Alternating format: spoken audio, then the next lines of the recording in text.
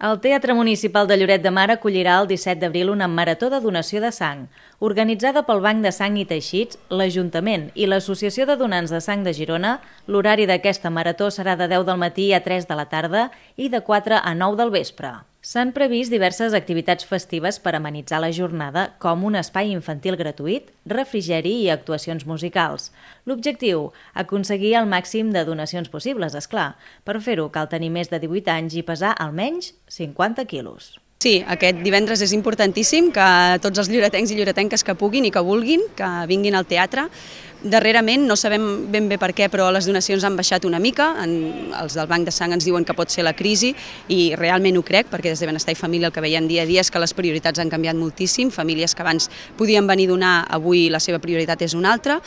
El fet és que les donacions han baixat una mica, la sang és importantíssima, els bancs estan sota mínims i per això fem una crida que tothom que vingui. Hem donat un cop de puny a la taula, farem una marató i volem recuperar totes aquestes donacions que hem perdut. La marató d'enguany, a més, és una mica especial perquè a banda de sang es busquen donants de medul·la òssia. Casos com els de la Yaiza mostren la necessitat d'informació i difusió d'aquest tipus de donació. La seva medul·la no funciona bé degut a una malaltia que els metges no saben identificar.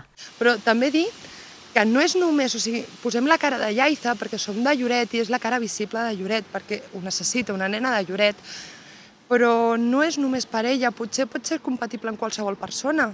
És que realment és això. Jo entenc que la gent és la Yaiza, som de Lloret, doncs, però hi ha molta gent que es diu Pepe, Antonio, Juan, Federica, hi ha molts nens grans i de totes les edats. Això no té ni edat, ni té població, ni té... Et toca i et toca.